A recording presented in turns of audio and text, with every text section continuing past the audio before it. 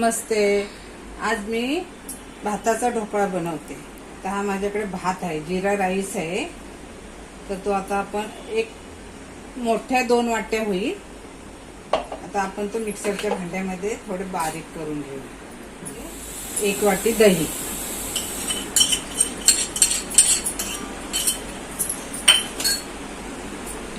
3 हिरव्या मिरच्या, लसूण 4-5 पाकळ्या आणि आल्याचं अर्धा इंच आलं, चवीनुसार मीठ.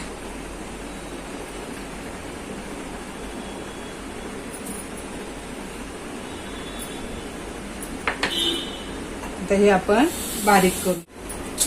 हे बघा, हे असं बारीक वाटून झाले. याच्यात थोडंसं पाणी लागेल आपल्याला, पण ते ऍड करून 1 वाटी आपण ह्या बॅटर मध्ये 1 वाटी रवा घालूया. जाडा बारीक कुठचाही चालेल. सगळं मिक्स करून घेऊया.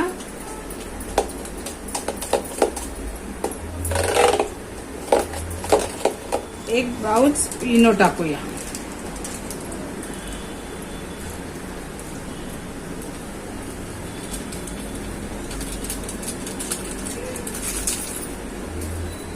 थोडंसं पाणी.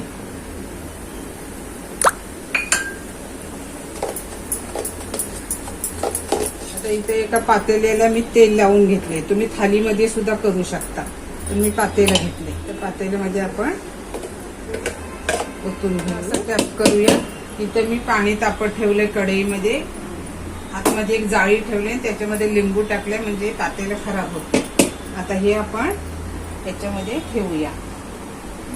त्याच्यावरती झाकण ठेवलेलं. हे असं पातेलं ठेवलं, त्याच्यावरती झाकण ठेवले, त्याच्यावरती परत एक झाकण ठेवलं. एक 10 मिनिटं आपण त्याला वाफवून घेऊया. तोपर्यंत आपण एक चटणी करूया. सुकं खोबरं घेतलंय अर्धी वाटी, लसणाच्या 4-5 पाकळ्या, सुकी मिरची घेतले, जिरं आणि चवीनुसार मीठ. आता हे आपण बारीक वाटून घेऊया. आता ही चटणी पण आपली वाटून झाली. बघा किती मस्त कलर, किती छान आलाय तिचा. आता आपण ढोकळा बघूया.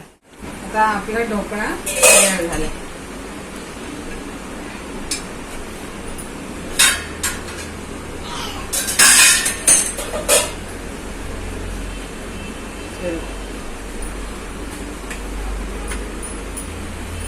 आता याला आपण थंड करून घेऊया. आता आपला ढोकळा थंड झालेला आहे. आता इथे एक आपण तडका करूया. थोडस तेल घेतलंय,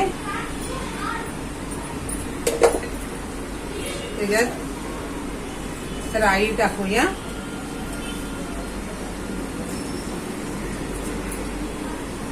राई तडतडली पाहिजे. तडतडते तोपर्यंत आपण ढोकळा हे करून घेऊ. हे बघा, एकदम तुम्हाला जसे पीसेस पाहिजे तसे तुम्ही कापू शकता. थंड झाल्यावरती ढोकळा, कुठचाही ढोकळा असू द्या, थंड झाल्यावरतीच कापायचा, नाहीतर मग त्याचे तुकडे होतात. आपली राई पण तिकडे तडतडायला लागली.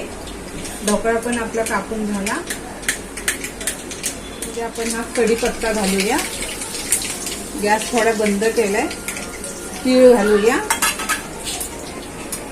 थोडंसं लाल तिखट, थोडीशी हळद, लाल तिखट टाकले म्हणून चवीनुसार मीठ. आता आपण ह्याला हलवून घेऊया. थोडीशी कोथिंबीर. आता हे आपण ढोकळा केलाय ना, तो थोडा परतून घेऊया. हलक्या हाताने परतायचं. हे बघा किती मऊ लुसलुसी झालाय. मी मोठे पीसेस केले, तुम्हाला पाहिजे तसे तुम्ही करू शकता.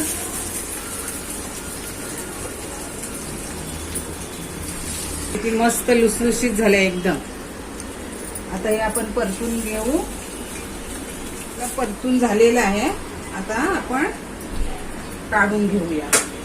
शिळा किंवा ताजा भात त्यापासून बनवलेला ढोकळा. रेसिपी आवडली शेअर करा, लाईक करा, सबस्क्राईब करा.